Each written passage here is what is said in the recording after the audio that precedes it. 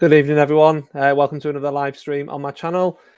Just thought I'd do a bit of a live this afternoon after the dust settled from the weekend a little bit, and yeah, I'm sure people have still got plenty to talk about. We've got some issues that are still the same. We've got some things that need addressing as well, just going forward. So I think there's quite a lot to talk about still with Newcastle. That's not going to change anytime soon, I don't think. There's decisions still being made and not made, and all that kind of stuff. So still loads to get into. We're going to talk a little bit about the managerial situation as ever. We'll talk a little bit about sorry, a little bit about the Chelsea match coming up at the weekend, and get our early thoughts on that game, and also talk a little bit about what happened at Palace again a little bit more as well. So, and I'm sure you'll have things that you want to talk about and I want to talk about. So yeah, just put your messages in the comment box, and we'll chat about all these sorts of things. And like I say, I've got a couple of things lined up for you as well. Like got a decent quiz question for you and a couple of things like that. So lots to do, lots to get through, and we'll see who's here. So we've got Mark. Good evening, Mark. Mark's here already. Nice that you're here. And Peter read an article today saying the Premier League stance on sponsorship won't stand up in court of law, and furthermore, financial fair play likely to be scrapped in the near future. Yeah, so this is interesting, Peter, because the other day I read a similar article. I didn't read about, I didn't read an article about the sponsorship not standing up in court. That's an interesting one that I've not read. So maybe you could send me that later on Twitter and I'll read it. But I did read an article last week which was about financial fair play potentially being scrapped, and because basically it's not being enforced, and all these kind of things where people just aren't happy with how it is at the moment. So do I think that would be good or bad? Personally, from a Newcastle point of view, if financial fair play was scrapped, then we're quids in, aren't we? Because we're laughing all the way to the bank, having the richest owners in world football. If there's no financial fair play, there's nothing stopping us doing what Man City have done 10, 12 years ago, whatever it was, 15 years ago, and, Paris Saint-Germain and that kind of thing. So from a Newcastle point of view, financial fair play being scrapped would be a great thing. Do I think that's a good thing for football in general? I'm not sure. If I'm perfectly honest with you, I think that I actually am an advocate for kind of a bit more equality in sport, and I kind of like it when there's more competition. Now, clearly, from a Newcastle point of view, I want Newcastle to win and I want us to do really well. And if we get in a situation where financial fair play isn't an issue to us, that's going to be so good for Newcastle. But part of me just thinks for the wider aspect of the game of football, I'm not sure whether not having financial fair play would be a good thing or not. Would be good, sorry, because I think ultimately all that will happen then is the rich will get richer and the poor will get poorer. And I'm very, very proud of the fact that in this country we have our footballing pyramid the way we have it. We've got 4 professional leagues, the 5th tiers. All like a lot of the teams, even in the conference these days, are professional teams. We've got a lot to be proud of in this country. If financial fair play comes in, is scrapped, you're going to see even more money going towards the top league and the top of the top league. And I think that would be detrimental to the whole game of football in a wider issue. So that's my view on that. But yeah, like I said, from a Newcastle point of view, it would be very exciting, to be fair. So yeah, for the game in general, yeah, I think I've addressed both points there, but I think it's a fair comment that it wouldn't be, just wouldn't be good for the game in general. I think there should be more control, if I'm honest. When we didn't have money, I always cried out for that. So I'd be a bit hypocritical if I didn't say that now. Evening, Liam. Nice of you to join. Even though I'm not expecting to beat Chelsea on Saturday, I'm looking forward to travelling to Newcastle. Oh, brilliant. So you're coming up for the game, Liam. That's fantastic. So that's really good. I'm going to be at the Chelsea match as well on Saturday. I'm really looking forward to it. Not been to a game since the Sheffield United game at the end of last season when it was like COVID and basically there was hardly anyone there. It was like 12,000 were in the stadium or something. It was a really weird experience. I sat in the Leazes end, actually, total opposite end to where I normally sit. I normally sit in the Gallagher. Sat in the Leazes end on my own. I actually made a video about it, which is on my channel if you want to go check it out. And it was very, very strange. It wasn't the best game in the world either. But we did win 1-0 against Sheffield United. So that was a rare thing. We haven't won many games, have we, in the last 12 months. So that was quite fun.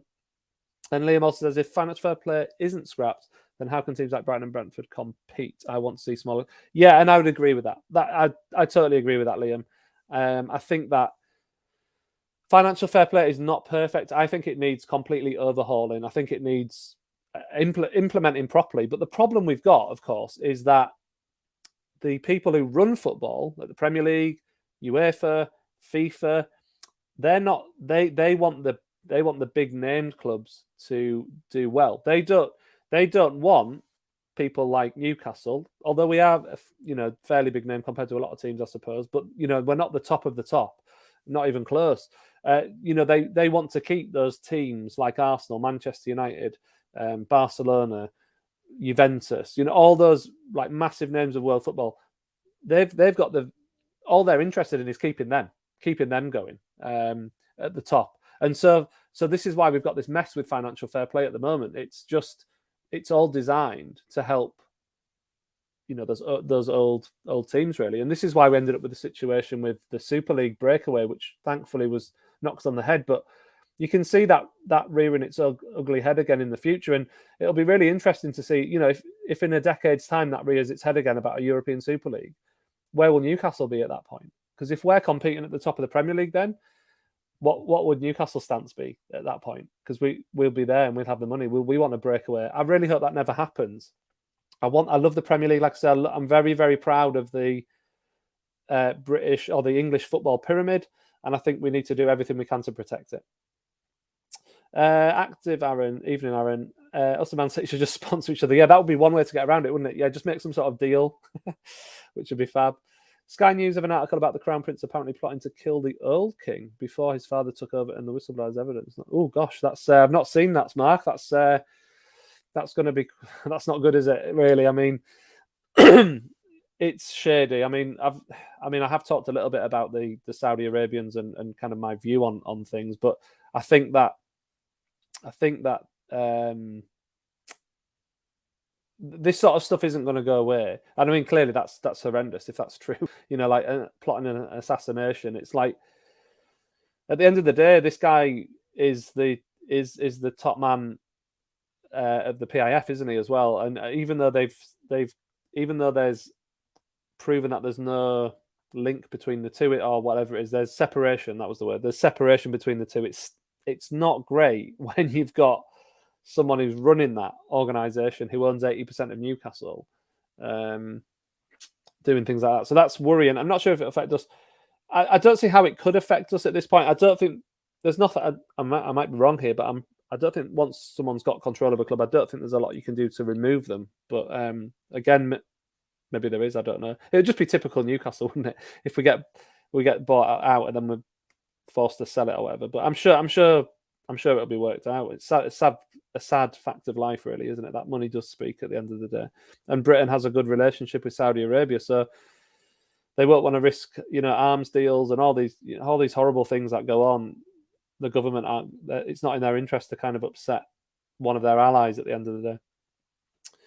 Yeah, so going back to the whole financial fair play thing, it would kill competition and we'd be no better than the big six in some aspects. And I agree with that. And I think that I wouldn't want to see Newcastle do that. I wouldn't want to see Newcastle be part of like a breakaway, or I wouldn't want to see Newcastle just dominating because we have money, really. I mean, at the end of the day, money has always bought some level of success in football. Even going back to the 70s and 80s, the big spenders did better, and that's just the way it is. So people saying like Man City's a new case. Man City's an extreme example of it, because a team that went from not having anything to a lot of money. But at the end of the day, football teams that earn a lot of money have usually been, if it's spent well and the clubs ran well, has always been a way of winning stuff and being successful. So that hasn't changed in that sense. But I don't want to see. I want the Premier League to be a competitive league. I want English football to be very competitive. I want to see teams in League One, League Two, Championship teams. I want to see them thriving. I want to see more money going towards them to make the whole product better. And Liam makes a really good point. There's bigger clubs in non-league than there is in League Two. Yeah, because there's so many teams now being relegated into the non-league that you've got some very small teams that have come out of the conference in a sense. Think of like Forest Green and that kind of thing. Although they're now doing really well, but I know it's a meritocracy at the end of the day, football, isn't it? And that's fine. It should be like that. But yeah, like you don't want to see those teams. You don't want to lose those teams that have dropped out of the football league. You want to have a system where they can afford to kind of compete and get back into the football league, because that's what we want. We want as many teams, in a good position as we can get. Luis Campos, director of football, and Jose Mourinho's manager. Wait for it, it's on the way. I'm not sure about that. I don't think. I just can't see I can't see a scenario where Mourinho would come in at this moment in time. First of all, he's got a job, and second of all, I don't think Mourinho would fancy a relegation fight. I really don't believe that, to be honest with you. But stranger things have happened. Stranger things have definitely happened. Evening, Jabba Dabba Doo. I am good, thank you. I am out of isolation, so I've had my first day today in 10 days when I haven't been stuck in my house, which is marvellous. So that's really good. And Mark, I agree with this. I want to enjoy the ride. I don't want it to all be at once. And I agree with that. I kind of said this in one of my videos I did a couple of weeks ago. I said, what's exciting for me is not winning everything, right? I want that to happen. Yeah, I do want that to happen. But I think about when I supported Newcastle United in the 1990s and the early 2000s under Keegan and Robson, right? Best memories of my life in terms of supporting Newcastle came at that time. So we didn't win anything. But the stuff that I saw, the games that I went to, the atmospheres I experienced, you can't buy that. You can't buy those, really. And all I want is for that to come back. I want to be able to go to St. James's Park and I want to see Newcastle competing against every team that turns up. I want to see us giving everyone a game. I want to see us score last-minute winners. I want to see us going through tight cup ties, like we did in 98, 99 and 2000 when we had those three amazing cup runs in succession. Some of my best memories are from that cup run, like Shearer at Blackburn when he scored twice, and the semi-finals at Old Trafford, both of them. Rob Lee scoring at Wembley, even though we lost the game to Chelsea in 2000. Those experiences, this is what I'm excited for future generations, or not future generations, like the younger generation of fans who've never experienced those things. Like we've got a generation of fans who have never have seen us get to the quarter final of an FA Cup once in their lifetime supporting Newcastle, and that is just so rubbish. Like, I mean, I've not seen that many great cup runs from Newcastle, but we did. I have got those three to cling on to. We had a few good runs in the UEFA Cup when we got to the semi-final, and Didier Drogba did his thing against us and separated the two teams under Robson. I've seen us play in the San Siro. I've seen us play. I wasn't there. I was at San Siro, but I wasn't at Feyenoord when Craig Bellamy scored that last-minute winner to send us through the group. All these things. That's what football's about. That's what football fandom's about for me. It's about going to matches or watching matches on TV and being part of a community and just enjoying those moments together. And at the end of the day, we might end up winning a trophy, and that'll be unbelievable if we end up winning a trophy. But that is not everything to me. It genuinely isn't everything. And I know it's easy to say that, but because I'll be as delighted as anyone if we win a trophy or when we win a trophy. But it really isn't everything. It really isn't everything. And it's all about those cup runs and fantastic games that you enjoy. And we haven't enjoyed enough football in the last 14 years or longer. We've just been surviving year after year. What I've said it so many times, what is the point of Newcastle United? What is the point of them? It's been so bad for so long. Yeah, that's a really good point as well, Dan. All the best players do not make a team. And this is kind of what the Man City made that mistake, didn't they, at the start when they spent loads of money. They bought a lot of good players, but what they didn't do initially was put together a coherent team. And obviously they improved, but they weren't ready to win stuff straight away because they kind of got it wrong. And I hope that I hope that our new owners have looked at that and are doing things the right way. And I think they will be. Sorry.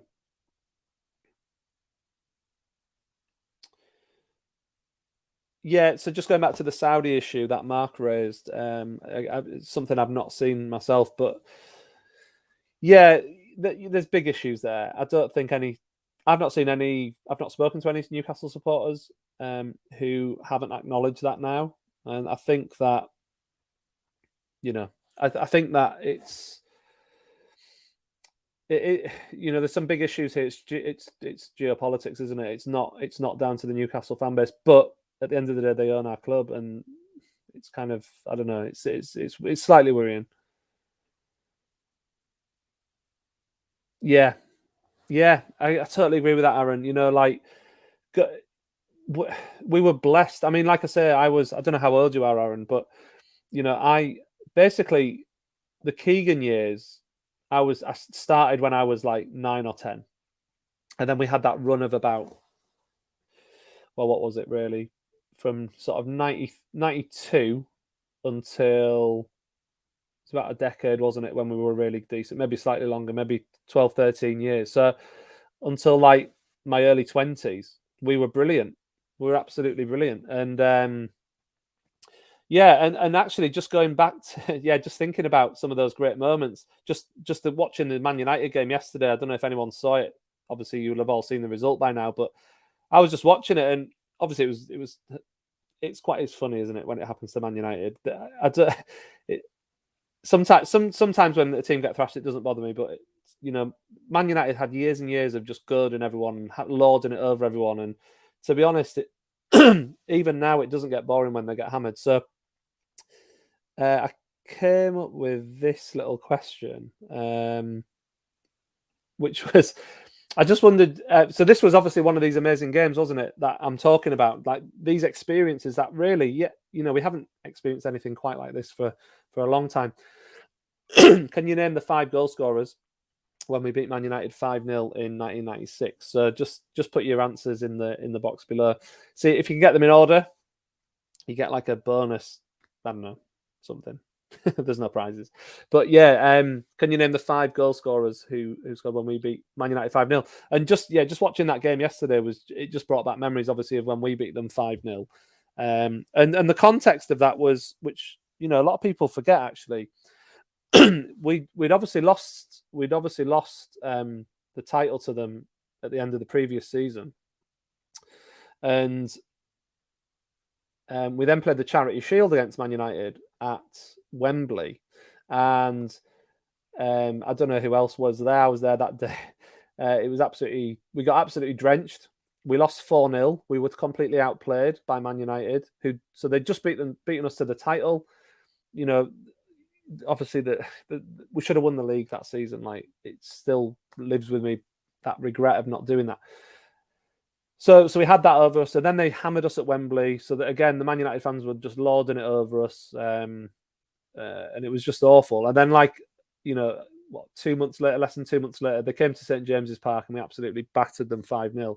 And unfortunately, we didn't then go on to beat them in the league again or anything like that. Keegan left in the following February, and Dalglish came in, and we did finish second that season. But then all Keegan's good work was undone. So.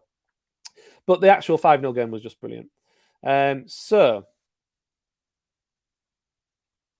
and this is what I'm saying, Liam. Like, you weren't even born when that game happened, and I hope for your sake that we have some sort of experiences like that, going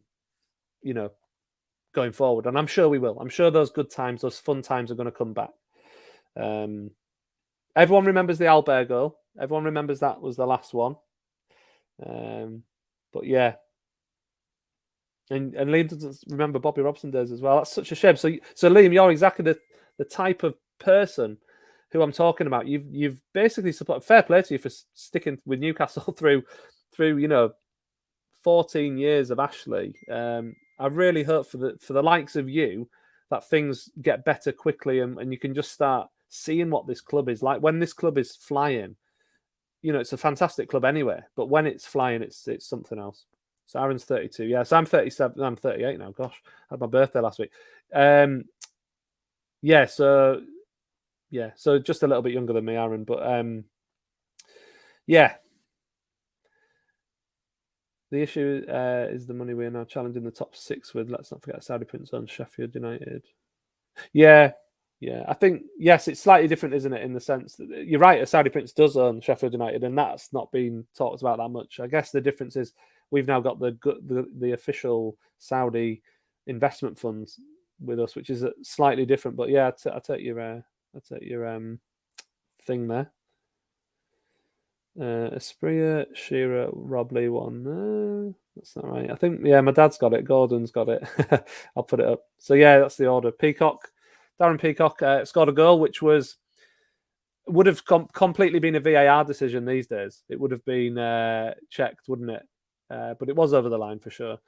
Little header, and then Ginola scored from the edge of the box. He turned Gary Neville and whacked it in.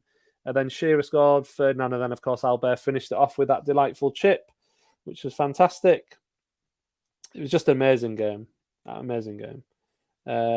So, Peter, you got it as well. Just fantastic. And, yeah, again, Matt, totally agree. Just you're in for a treat, Liam, because, when this club flies, it is just something special, and we just haven't had it for so long. And that's the real tragedy of the last decade and a half under Ashley. It's just been absolutely miserable. Absolutely miserable. I just wanted to change subject quickly. I just wanted to get this off my chest, really, because I don't really want to be talking about this guy anymore. But sorry, let me just get the right thing up on here. This tweet came up today from let me just get rid of that, from Willem Balaguer, and like he's a really respected journalist, and I always quite like him, and yet he tweeted this today, and it really annoyed me because he was sort of going on about how the Barcelona fans who were surrounding the manager's car yesterday, absolutely unacceptable behaviour. Totally agree with that. Not that's not on. You can't do that. That's unacceptable. That goes beyond football. It's not right. But then his last sentence, we are all to blame for this lack of respect, thinking too of Steve Bruce and other elite people. I mean, first of all, putting Bruce in with elite people, we can have the debate about that all day. But how has he related that to what's gone on at Newcastle? Because Bruce never suffered with this at Newcastle. That never happened to Steve Bruce. Nothing like that ever happened to Steve Bruce. In fact, what happened with Steve Bruce was he got booed at a few matches. And online, and there was some online stuff which was unacceptable, and I'll admit that. The online stuff is unacceptable, and that just really wound me up because I'm thinking, what is going on with this media agenda? Like, what is happening? Because why are Newcastle fans getting kicked at every turn because of actions of fans at other club doing stuff that we haven't done? We haven't done that. We haven't attacked Steve Bruce's car. No one's thrown anything at Steve Bruce like happened at Villa and like it happened at Sunderland. That hasn't happened. And yet, for some reason, the press is still, nearly a week later, getting at us about things that have been completely blown out of context. For most of the time, Steve Bruce was lucky that there was no fans in the stadium. So abuse within the stadium, if you want to call booing and, chanting his name out as abuse, then okay, that has rarely happened. It's happened this season, but it's not been the whole crowd either. That's the other thing. It's just completely, I just don't understand what's going on. I just don't get it because this has been blown up out of all proportion. Now, the online abuse, I completely agree with, right? That is unacceptable. But that happens literally at every club. And I'm not saying that does not excuse it. But, literally yesterday, there was Newcastle fans finding tweets from Man United fans, wishing that Ole Gunnar Solskjaer has cancer and dies. And, that's horrendous abuse. That shouldn't be happening by any fan of any club. And we need to call it out. As football supporters, we need to call that out. But that does not represent 99% of what's happened at the Newcastle fan base with Steve Bruce. And for Balaguer to, put Newcastle, link that, what happened to Koeman at Barcelona with Newcastle supporters is, for me, it's it's sort of, what's the word I'm looking for? It's bad form at best, and at worst, it's pretty nasty. Actually, it's just not on. And I just really wanted to get that off my chest tonight, because I just think I'm kind of a bit sick of it. I'm sick of being told, like, I've even had to. I work with a couple of guys who support Man City and Leeds, and like even like they I had to sort of explain to them what's been going on, because they've read what they've read, and then they're like, I've had to correct them and say, no, that's not what happened. And like, I need you to believe this. I need you to believe that as a Newcastle supporter who you know well, this isn't representative of what's going on with the fan base. And I'm just, really annoyed at it. Really annoyed at it. Anyway, so let me get some of your comments. There's quite a few comments coming through for that one. Yeah, so, and this is it, Aaron. It does seem organised. It seems like it's sort of, yeah. What is this PR offensive against Newcastle supporters? And I don't like to complain about that usually. I normally, I've heard it for a lot of years, but I do feel like in the last week there's definitely been an agenda there for sure, and I don't know what's driving it. I don't understand it, and some of what's been reported is just not true. And it's just horrendous. Eric, you're saying Bruce literally got assaulted by a missile cabbage at Villa. Exactly. Newcastle fans saying he's not good and wanting him out is not the same as that. That's a physical assault, right? That's a physical action that could have harmed him. Okay, it was a cabbage, but I wouldn't like to take a cabbage to the head.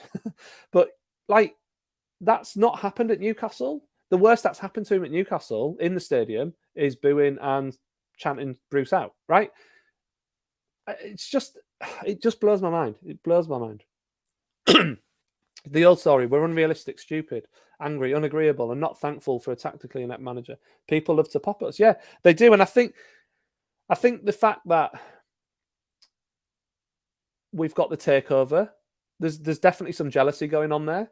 I saw someone tweet yesterday. They managed to dig up a load of tweets from fans of other clubs from like when the initial Saudi bid came in, which were like, oh, can they pull out of buying Newcastle and buy us instead? And there was loads of fans, and that's ultimately deep down. There is a bit of envy going on for sure. And the media, I don't know why. I guess it's because it's infiltrated with a lot of Man United, Liverpool, Arsenal ex-pros who are at the top. Probably, maybe they don't want Newcastle to be a force again because they want their clubs, so they've got a vested interest in a sense. I'm not saying, well, yeah, I don't know. Maybe that's part of it. I don't know. Yeah, so like Everton gave Rafa death threats. Now, again, that's probably online. Now, there's probably Newcastle fans that did do that to Steve Bruce. I'm not saying that hasn't happened, right? But it would be a very, very, very few people. And again, that's something that really social media companies need to sort out. That's just, it's something that as football fans, we need to call out when we see it. And to be fair, people do call that out when they see it from what I've seen. Managers have been booed forever. We've been targeted because of the money. And I think that's right, Mark. I think it is, a lot of it is to do with that. But the other thing that's obviously gone amiss here is overlooking Bruce's record. Trying to say that he did as good a job as Rafa, we're missing all the context of that. And I don't want to get into that tonight. But like this constant desire to make Newcastle fans look stupid, like we've got it wrong. Like, sorry, but how dare anyone who doesn't watch us week in, week out like we do, like literally, if you want to know what's going on at a football club, talk to a fan base. I don't care whether that's Man United fan base or Brighton's fan base or our fan base or Oldham's fan base, whoever the club is. If you want to know what's going on at a club, to get an overall picture, you speak to the fans, and yet no one seems to be listening to us, and I just don't get it. I really don't get it. We've had a few people stick up for us in the media, but very, very few.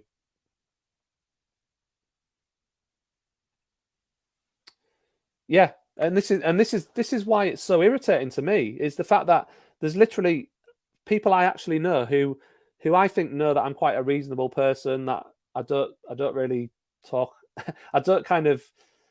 I'm not one for kind of over exaggerating stuff or anything like that. And yet I had to explain to them that no, this is what's going on here. And it took I think it took them a bit of we shouldn't have to do that basically. The damage is done to our reputation.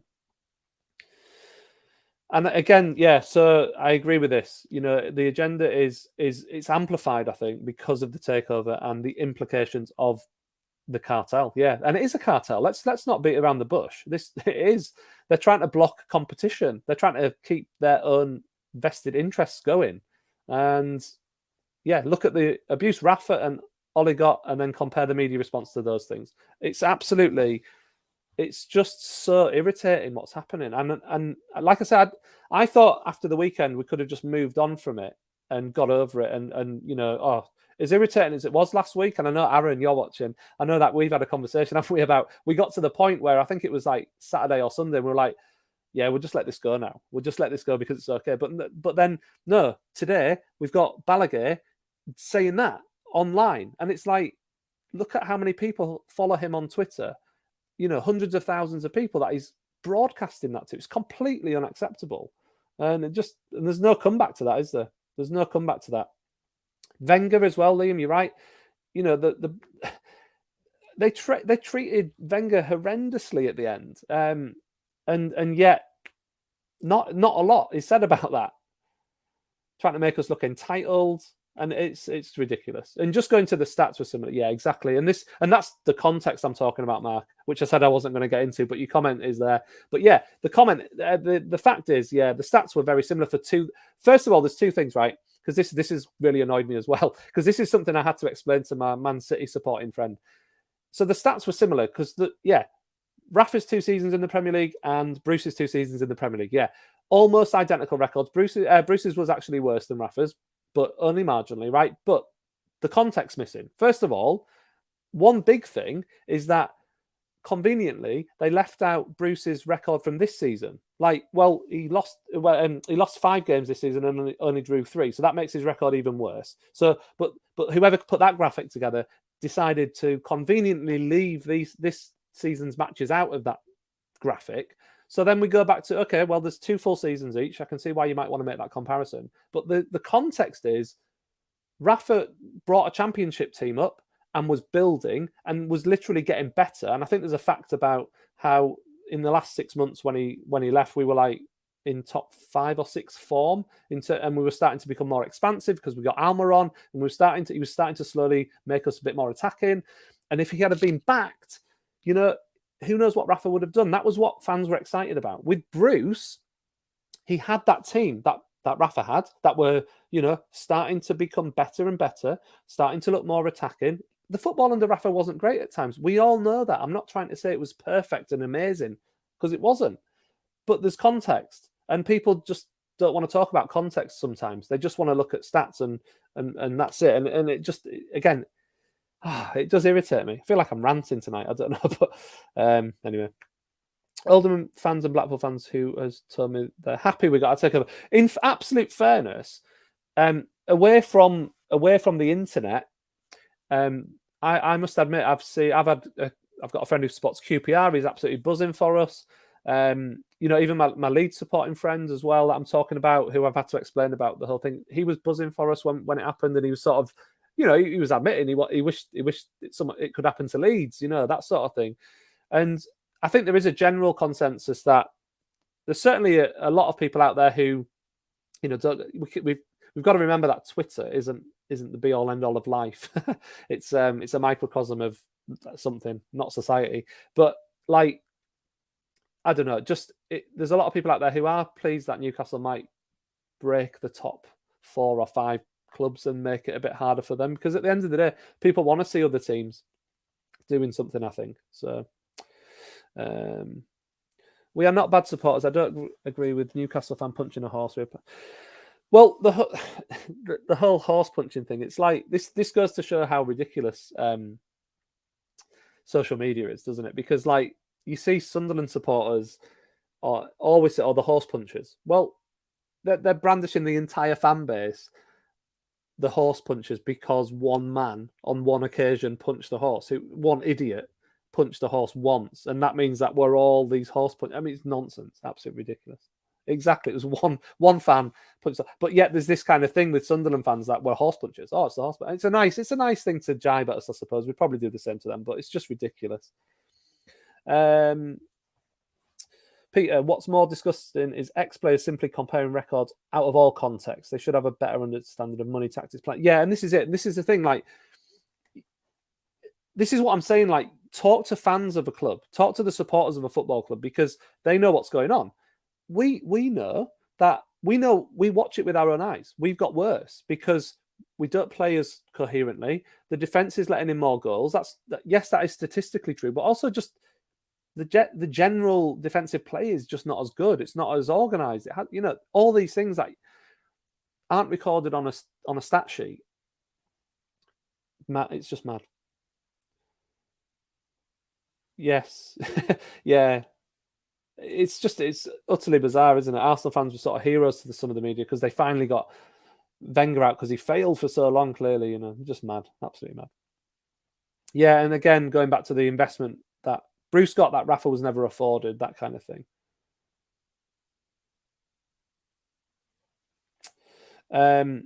Ethan said we had a fully championship attack when we got promoted. Now we have Saint-Maximin, Wilson, Fraser. Yeah, exactly. We've got better attacking players these days, and this is what Rafa started to build, but then wasn't given the chance to carry on building it, unfortunately. So, it's just a shame. And Eric's making a similar point. Rafa had Joselu, Bruce had Wilson, right? You can't compare the two. Well, you can, but there's only one winner there. Rafa didn't. Imagine Rafa if he had Saint-Maximin and Wilson. Yeah. Rafa did really well with like Rondon, didn't he? He was a decent player, but like he wasn't as good as Wilson. It's just crazy. Crazy. And yeah, I mean, this is the last comment on Bruce because I really don't want to talk about the guy anymore. I just want us to move on. But there's a pattern here with Bruce as well. When he leaves a club, he sticks it to the fans. He did it at Sunderland. He did it at Birmingham. He did it at Villa. He's always the victim. And to be honest with you, people say he's a nice guy. I don't think he's a nice guy. I don't actually think Steve Bruce is a nice guy because I think nice guys wouldn't do what he's done. And that's not just from his exit interview with Luke Edwards. It's what he did throughout his time here. He was always jibing at the fans. He could never accept responsibility for anything. Mark's hearing that Fonseca's close to agreeing a deal. Now, that's interesting. I've heard that too. However, George Colkin was just saying earlier that because someone was saying, why if Fonseca's so close, why they're not just announcing him? And I think George Colkin was saying that there's still other candidates that they're talking to, and that Fonseca might not be their number one choice. They might just be waiting to speak to everybody this week and last week, obviously, and then see who comes out the best in interviews. I guess like going through proper interviews. I think they're the next kind of. I've updated this slide because I've taken Eddie Howe off. Because I've not heard anything mentioned of him for the last week. And it does seem to be Fonseca. Favre has gone a bit quiet. Still a few things about Martinez. But today there's obviously, Ajax's head coach, Ten Hag, who's sort of in the mix. Now, this comes about because Mark Overmars apparently has been approached to become the director of football, and apparently he wants to bring Ten Hag in. Now, whether that's true or not, again, we don't know. It's speculation at the end of the day. But that would be exciting if that happens. I don't know what you think about that, but I mean, if we could pull that off, that would be something else, I think, because he's one of the best coaches in Europe, without a doubt. So if you talk about someone who wants to build the club for the future, that would be extremely exciting. Now, I don't know if that's realistic. I don't know if it's just paper talk. I know Man United are going to probably need a manager soon. Maybe they'll go for him, so we might miss out on him. But if Overmars does come in and he's there and he wants to bring him in, that could be massively exciting. Massively exciting. Wow, thank you so much, Carl. Thank you so much. That's appreciate the super chat there. Why can't we bring in a free transfer like Ben Arthur? That's a good question, actually. I'm not sure the rules around free transfers at the moment. I think you can sign players, can't you, if they're not attached to a club? I guess the problem is there anyone out there worth having? Because most players, I think, are probably attached. Anyone worth having is probably attached to their club already, attached to a club already. So I don't know that, but who knows? I would love to see us bring a defensive midfielder, and I've said this over the last week or something, but Who knows? But there might be someone out there worth investigating. I've not actually seen any stories about free transfers or possibly bringing people in before January. I just don't know if I actually don't know that. If I'm honest, I don't know the rules around that. So you can't bring in free transfers unless you have a space on your 25-man squad. So just clear this up for me, Eric. So could you get rid of someone off your 25-man squad? Say you wanted to just like jettison Shelby and kick him out of your squad. Are you allowed to make changes to your 25-man squad? Or are you only allowed to bring someone in if you've got a space already in your 25-man squad? Like if you've only got 24 players or whatever. Could you clarify that for me? Because that would be really interesting to know. Ten Hag won't leave Ajax for us.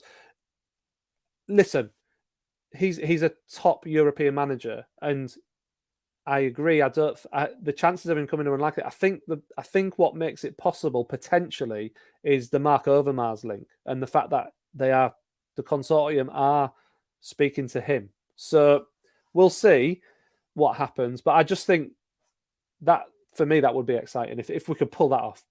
That would be incredible. But that's a really good point. Also takes 3 weeks to get a visa now. Yeah, because of Brexit. So signing players actually isn't as easy as it used to be from Europe. So that's a really, really good point. Really good point. Let's just go back through some comments. Sorry. Yeah, Patrick, evening. So yeah, Ten Hag and Overmars would be again. I think that's a dream scenario personally, just because of their reputation and what they've done at Ajax is just incredible. But I don't know if it's likely, but I just thought it's worth talking about. It's worth putting out there. Once things settle down a bit, I think history will speak for itself, and people will see the truth when it comes to comparing Bruce and Rafa.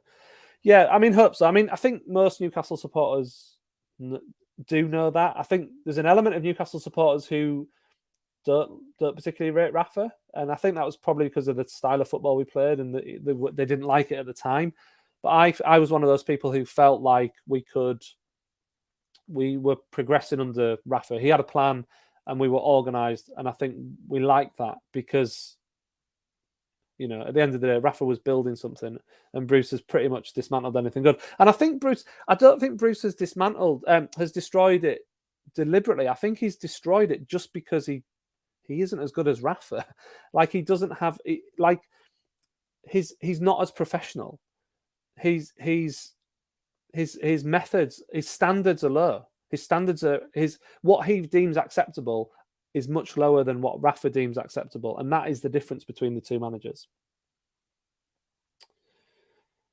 Lots of friends who support Brighton, Chelsea, Man United, Arsenal, and they are all pleased for me with it. Yes, so this is going back to the point that actually, in real life, away from the internet, that's the vibe I've had from a lot of people who don't support Newcastle. Is that actually they're happy for us? And I think at the end of the day, most football supporters I know in real life are they're just normal people and they understand what goes on at football clubs and it's nice really. But then you get the internet side of things where people just want to make jabs and jibes at people.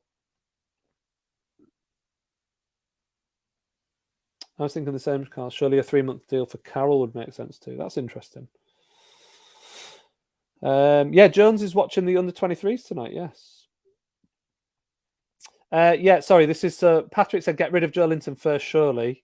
And Peter said, in all fairness, Joe Linton hasn't been too bad lately.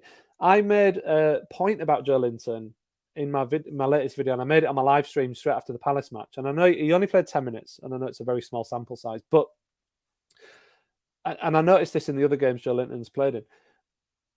He look, I'll just clarify. I'll do what I did in my video. I'll clarify. I'm not a massive fan of him. I don't think he's going to be here long term. He's not the answer to anything massively, but we are stuck with the squad we have until January. I think that Joe Linton is a big, strong guy who can hold play up, and he has a very good close touch when he's under pressure with 2 or 3 players around him. You watch, he doesn't often lose the ball in that situation, and I know that he's got this reputation because of his, he wasn't good enough as a striker. We know that he's not fast enough probably to play in the Premier League long term, but I think he can do a job for us between now and January in terms of being a player who can hold the ball up while we link from defence to attack. Because what we don't do at the moment, if we clear the ball out of defence at the moment, the ball comes straight back to us. We don't have players who can hold the ball up. I think Joe Linton is the one player in the squad who's capable of doing that. Callum Wilson does it a bit as well. He can play with his back to the goal. But I think if he's smart with Joe Linton, I think he's got a role for us to play. Now, listen, I'm not saying he's great. I think he needs to leave the club in the summer. That's what I would say. I think for his good and for the good of everyone, because with certain players, you just get to the point where they need to move on. And I think Joe Linton's probably there. But I just think he can offer us a little bit of something, even if it's for short term. Man City didn't go for the straight away in terms of managers. No, that's right. Did Mark Hughes start that era off? Like, they didn't get rid of Mark Hughes straight away, did they? They had him for a while, and then they brought. Who did they bring in after Hughes? Was it Mancini? I can't remember, actually. I can't remember the order of their managers, but I don't know. Yes, and going back to people and Newcastle supporters and Newcastle, yeah, I think coming back to people's second team, I think there is a lot of people who understand that what happened under Ashley wasn't good. Again, when you step away from like Twitter and things like that, where it's a bit poisonous, I think most people respect us as a club, and people who've met real Newcastle supporters actually appreciate that. Most of us aren't unrealistic, most of us just want a team that tries hard and does well and that kind of thing. Patrick, Jack Wilshere is out of contract, but would he improve us? It's a good question about Wilshere. I don't know I don't know whether he would. That sounds a bit mad, doesn't it? But when he went to Bournemouth, he didn't really do that well. And then what's happened to him since then? Actually, like, has he just been released and so he just doesn't have any club now? It's a strange case, the Wilshere case. Very, very strange case. And then you'd obviously got the questions of, like, would he be even fit to come in? Would he be able to? Is he better than what we have? He possibly is better than some of the midfielders we have, to be fair. But then I just don't know. You just don't, it's like a risk, isn't it? Essentially, it's a risk. You'd have to be certain that. You'd have to be certain, wouldn't you, about that? Right. Sorry about that. I'm just getting some weird messages there. Yeah, so Hughes stayed around for 6 months. Wow, I didn't realise they gave Hughes that long, actually. Hughes bought company as well. That's crazy. I didn't know that. That's mad. So there you go. See, I wasn't aware of that. I thought Hughes stuck around for a while. I didn't realise it was like 6 months. He brought in about 7 strikers. They just bought loads of players, though, didn't they? Imagine if Big John plays good under Jones and scores goals. Would love to watch the pundits try and explain how that happened. Yeah. I mean, I don't think it'll happen, Ethan, but it sort of would be quite funny, wouldn't it? I don't know. Also, Wilshere's back training with Arsenal, is he? Okay, that's interesting. So he's on the lookout, isn't he? I mean, what do you guys think? Do you think Wilshere would improve us? He's just had such a bad few years, hasn't he? I don't know. I'm not. Yeah. If Wilshere had anything left about him, Arsenal would have got him back by now. Maybe, yeah. I mean, Arsenal are kind of mid-table, aren't they? Although, actually, Arsenal won on Friday, and they ended up being. I was like, oh, Arsenal are actually in a really good position. They were like definitely able to push up a little bit, but anyway.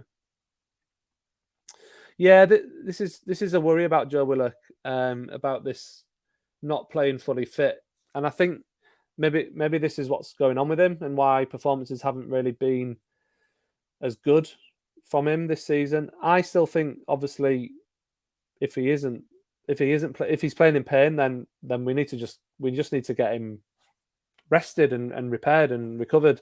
I guess it's just the pressure of time and results, isn't it? That make I don't know, like, managers play players because they know that they're good. So your best players try and get played through injuries and stuff. But if he needs to get repaired, like recover properly, they need to rest him. But I think there's a lot more to come from Willock. I think going forward we'll be all right once we have a manager who kind of, if we can get a manager who can sort of get us to transition from defence into attack without panicking and losing the ball every 5 passes, then we've got some good players. We've got Sam Maximin, we've got Willock, we've got Wilson. Almiron, all those players. There's enough firepower in that team, I think, to be all right. Reinforce it in January, we'll be all right. Eric's clarified. So clubs can make changes to their squad, but only during transfer windows. So once submitted, the clubs will be stuck with that squad until January. So you're saying that actually, once you've got your 25-man squad, you're stuck with that until January. But if you left a space on your squad, you could then sign someone. So that's obviously why we can't sign anyone. I think they sometimes grant, don't they? They grant, like if a club has like 3 keepers out, they'll grant them an emergency situation. But apart from that, it's pretty much, there's not a lot you can do, is there? I don't think. You can have as many under 21s as you like. Yeah, that's. Thanks for clearing that up, Eric. That's really interesting.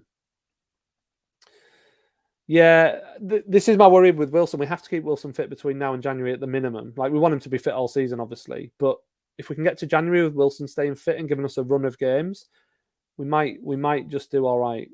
We just might just do all right. Another Kennedy. That's an interesting chat. Like, because Kennedy came in, didn't he? And he looked amazing for like the first few months. Is Joe Willett going down that road? I don't know. Maybe he's got his full-time contract and his move. Maybe it's his injury. I don't know. This is funny. Yeah, everyone will be in pain because they're training 5 days a week. Yeah. So this is what's great about Graham Jones so far. I'm not saying he's going to be the saviour either, but he is. He's implemented a 5 training sessions this week. I think that's brilliant. I think that the players need more time together. They need to, learn to play with each other, learn to be with each other, learn how to keep formations together. And you can only do that with time together. And so this is what I'm saying with Steve Bruce's standards are just so low. What he accepts is so low compared to what an elite team should accept. And Aaron confirming there as well, yeah. Oh, you're saying Hassan Ben Arfa actually is on a free transfer right now, is he? Right, I didn't know that. I think the ship sailed with Ben Arfa personally, Carl. I think he. I can't remember who his last club was now. I saw that. I can't remember anyway. But I think, look, I think it's too late for Ben Arfa. I know he loves Newcastle, or he loved playing for Newcastle. I know that the fans generally loved him, and he was great on his day. But I think, what is it, like 10 years later now? I think it's a bit of a non-starter, that one, to be honest with you. As much as I love the guy, and he did a great job for us while he was here in general. I always think he was a bit of a shame. Hassan Ben Arfa could have had a much better career than he did, I think, because he was never consistently brilliant. Like, he was brilliant, but it wasn't consistent enough, like week in, week out. But he had all the skills and the attributes, didn't he? He was at Nice last, was he? Apparently. So there we go. But yeah, I think it's a bit of a non-starter with him coming. Yeah, and Aaron, this is a really good point. I nearly said this, actually. It's not just about intense fitness. It's the tactical stuff. It's about watching film, isn't it? It's about studying the opposition. It's about being together and working on all that kind of stuff, as well as being on the training ground, getting fitter and working and being on the training ground and just running through drills so that you can, learn how to keep your formation. And I think that, the Palace game wasn't perfect by any means, but I think that the back 5, when we were defending without the ball, you could see the shape. You could see what they'd drilled in those 3 sessions they'd had before Saturday's game. And yeah, Benteke should have scored more. We probably should have lost against Palace. We were the second best team, but there were some signs of improvement even in those 3 days. So it's a shame we've got Chelsea next. That's the only thing, really. So this is our next match. So we've got Chelsea, and that's how it stands for both teams at the moment. Chelsea are top with 22 points. They've scored 23 goals. They've conceded 3. So the job we have on Saturday is immense, absolutely immense. Chelsea are just scary, actually, at the moment. When I've been researching them for my newsletter this week, I've been writing a bit of a match preview, which I do every week on my newsletter.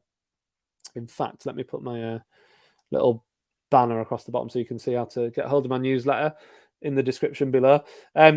And what I've realised with Chelsea is just how scary they are this season. With Tuchel's got them so well organised. Does anyone want to have a guess how many different players have scored a goal for Chelsea this season? Just have a guess. How many players do you think have scored a Premier League goal for Chelsea this season? Because I was shocked when I found this out.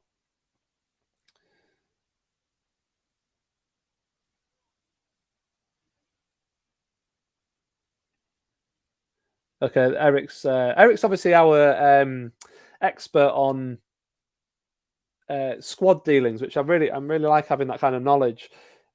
So Ben Arthur's about 34, not homegrown player. So even if we did sign him, he'd only be eligible to play in the cup games until January when we could register him.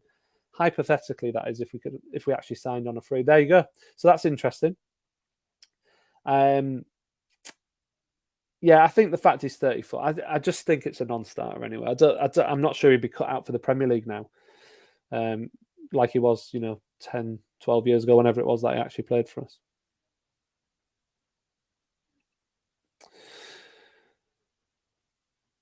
Yes, only if we have open spots in the squad, which we don't. So people guessing how many different players have scored for Chelsea? 10, 12, 13, 12, 11. Mark, spot on, 14. 14 different players have scored. And like Reece James and who's the other attacking fullback? Reece James, and I should know because I was writing about them today. But they've scored 5 goals between them, like their wing backs. It's just the job we have on Saturday is frightening. And I know that we've got results against Chelsea in the past at St James's Park, but when I sort of did that research, I was just honestly shocked. It's just absolutely mad. Thank you, Marty. Chilwell. Yeah, so Chilwell and Reece James, between them, they've scored 5 goals. They're like, I know they're attacking defenders, but they are defenders. It's just crazy. They've 14 goals across the squad. So it's not like anyone's running away as a top scorer in that squad, but they are spreading their goals out across their entire squad. It's just, I don't know if that after 9 games of a league season. I'd love to know if any other team's done that, like had that many different scorers. Because for me, that's not normal. Tuchel's just got them absolutely playing. Yeah, we haven't had 14 different scorers in the last 3 or 4 years. Exactly. This is what I'm saying. Like we have about 4 or 5 players who score goals for us, but yeah, they've played 9 games and they've had 14 different scores. Absolutely mental. But as Liam says, we're Chelsea's bogey team. We've got a good record against them at St James's. But look at where we are. Like I worry about it. I do worry about it. We have Manquillo and Richie. Those amateurs from Chelsea don't compare. Absolutely not. I know who I'd pick every time. Manquillo and Richie, no doubt.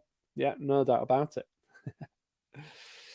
Do you think it's too early for a good FA Cup run this year if we bring players in January? This is a good question.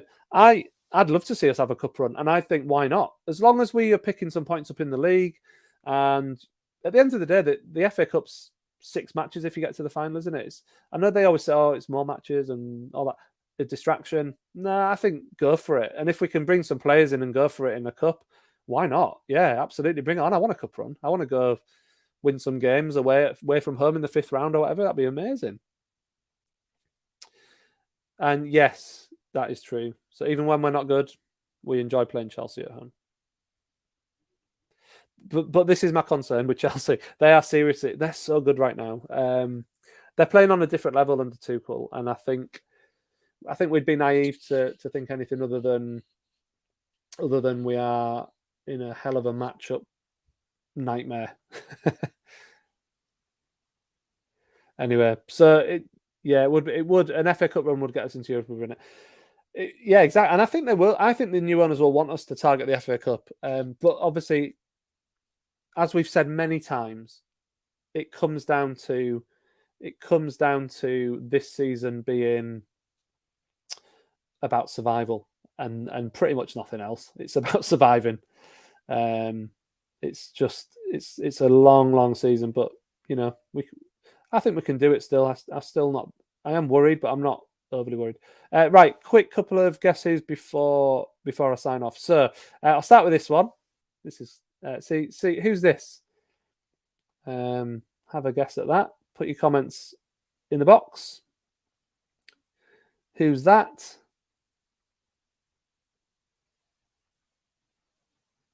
I always think these look easier after I've done them than when I actually create them. I think that's. I feel like that's fairly obvious, that one.